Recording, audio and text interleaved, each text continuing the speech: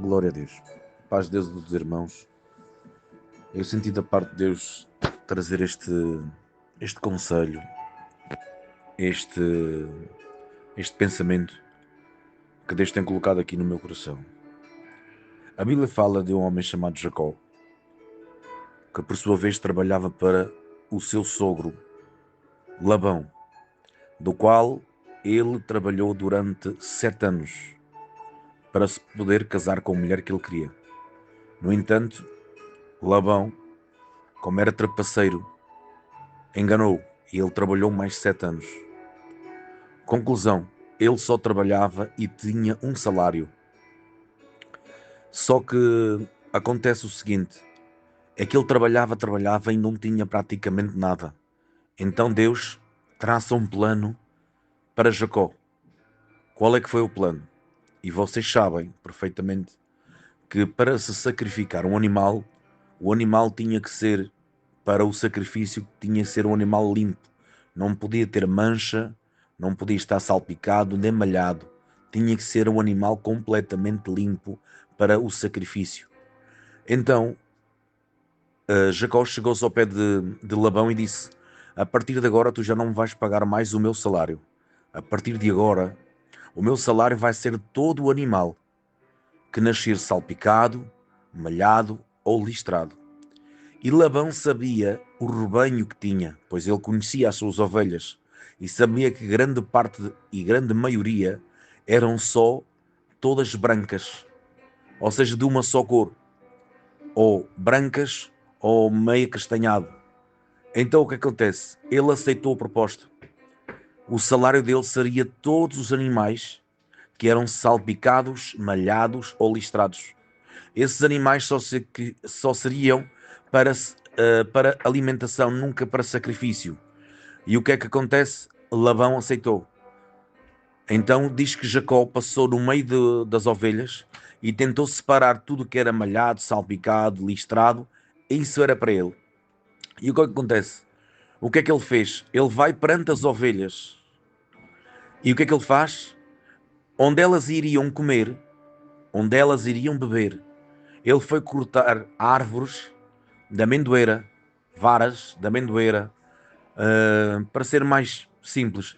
É como se estivesse a cortar canas, em que num lado ele iria cortar, ficava manchado e no outro lado ficava verde.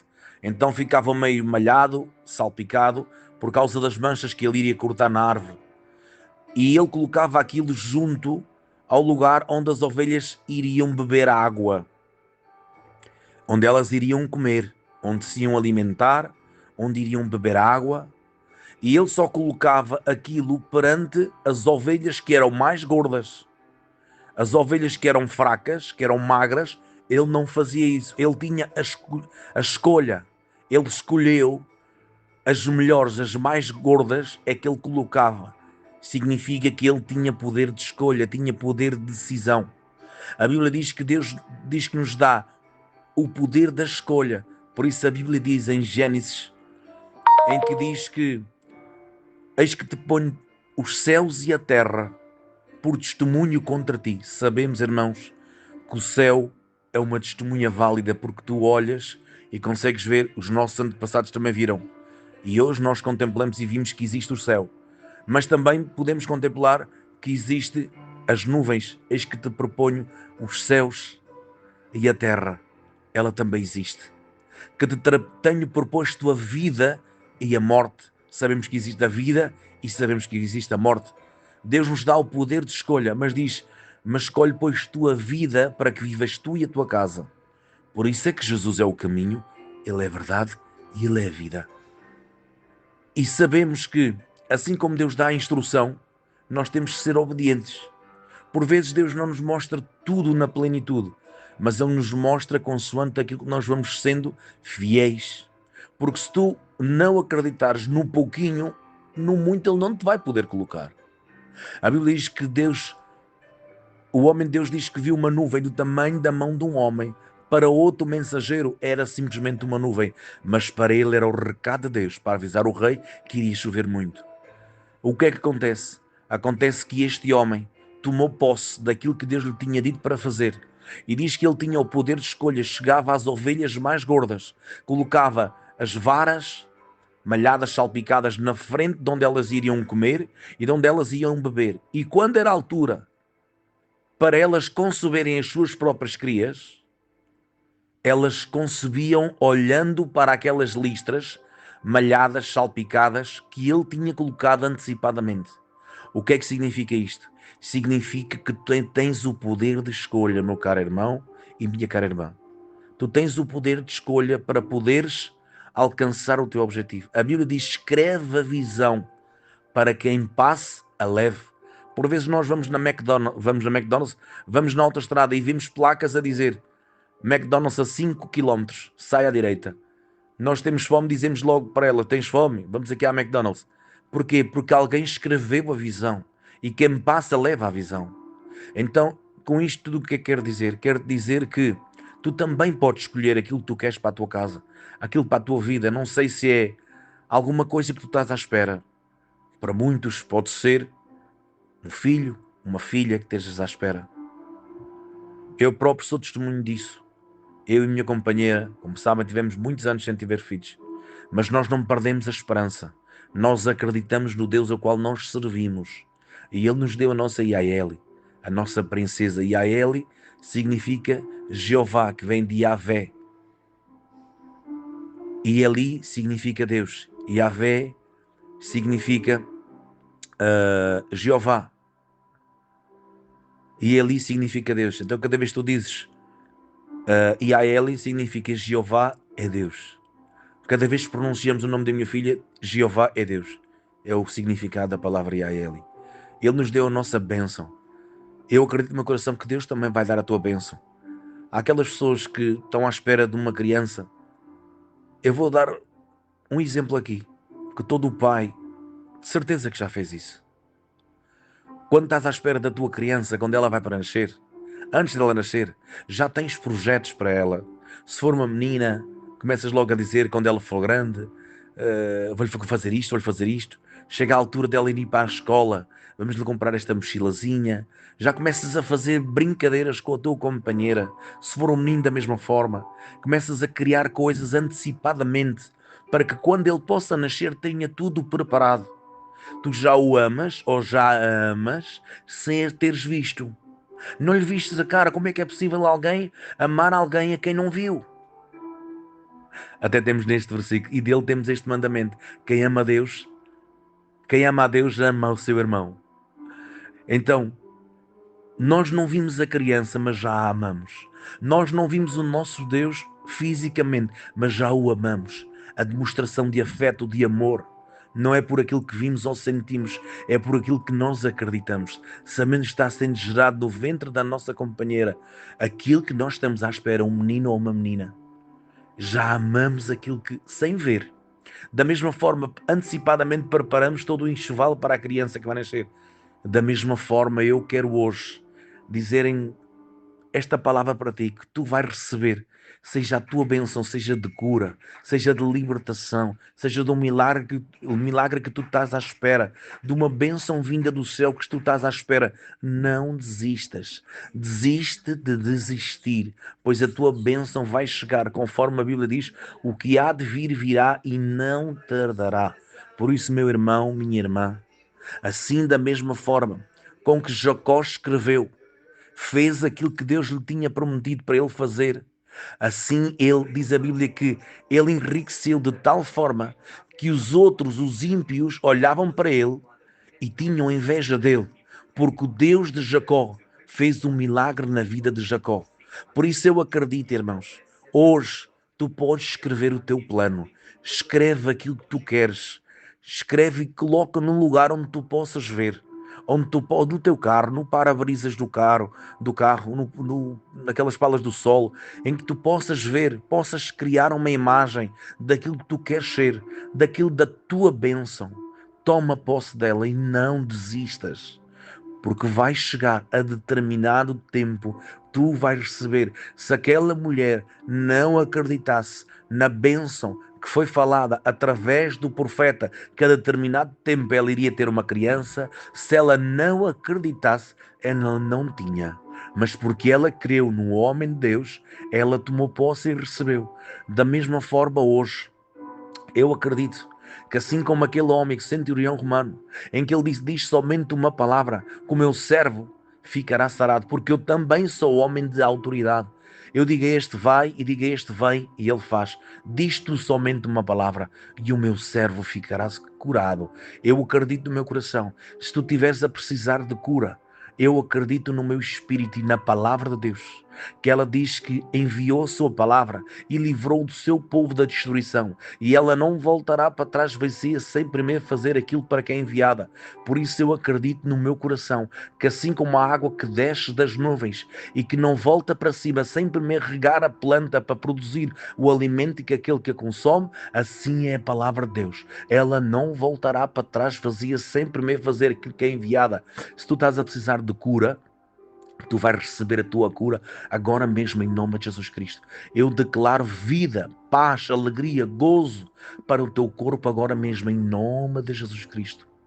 Em nome de Jesus. Por isso escreve o teu plano, recebe pela fé a tua cura no nome de Jesus Cristo. Se estiveres à espera de alguma casa, se estiveres à espera de algum carro, se estiveres à espera de alguma coisa, recebe, toma posse, age em conformidade daquilo que acreditas. Diz, eu tomo posse e a partir de agora eu vou acreditar que já estou espiritualmente falando, assim como uma mulher fica grávida do seu companheiro e a determinado tempo sabe que lhe vai dar e vai-lhe entregar a bênção que está à espera, da mesma forma és tu.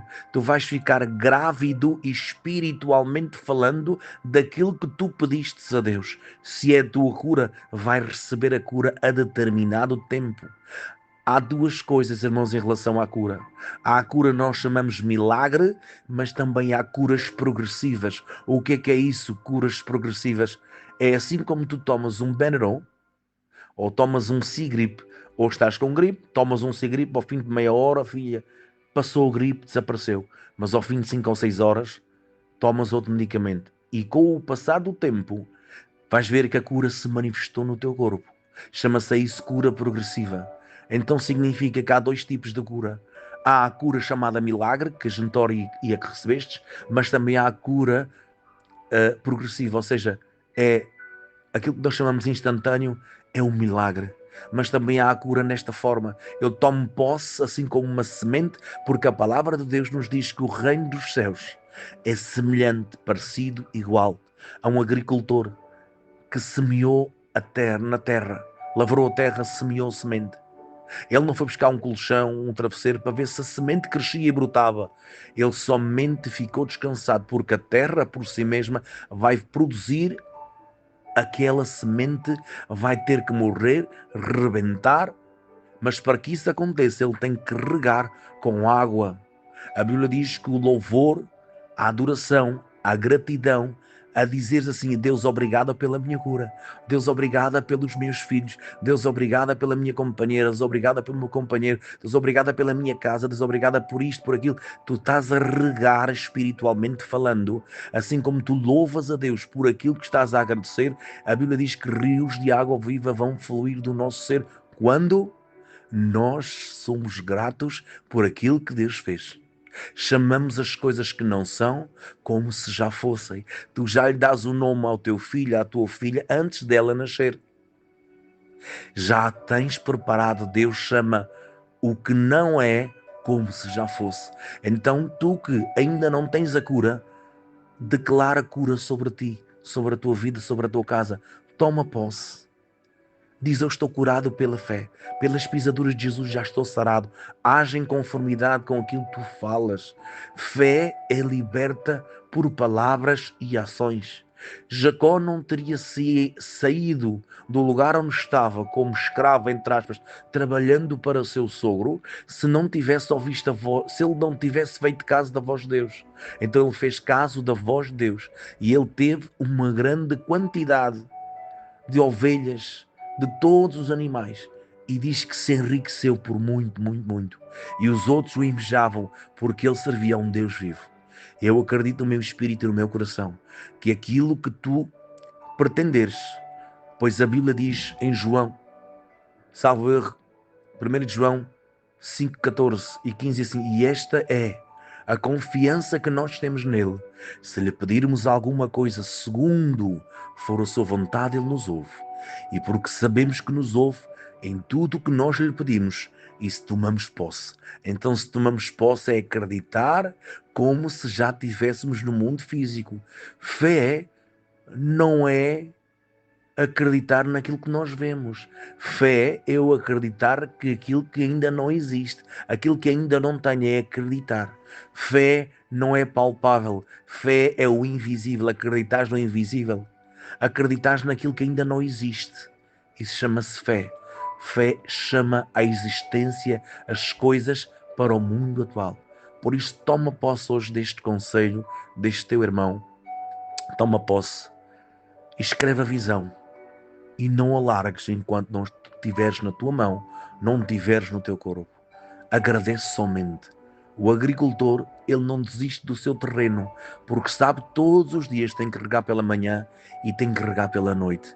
Agradece a Deus todos os dias, pela madrugada e pela noite, pela tua casa, pela tua família. Ah, mas eu já tenho tudo. Então, ser grato. Continua a regar. A planta, a boa semente é a palavra de Deus. O solo apropriado para essa semente crescer é o teu coração. O louvor, como a água que vai brotar, e vai brotar essa terra, e vai florescer. O teu coração vai crescer frutos do Espírito, em que as pessoas vão olhar para ti e vão dizer que tu estás mudado, tu estás mudada. Porquê? Porque tu tens a palavra do Deus vivo dentro do teu coração. Deus te abençoe rica e poderosamente em nome de Jesus. Espero que vos tenha feito bem este conselho da parte de Deus em nome de Jesus Cristo.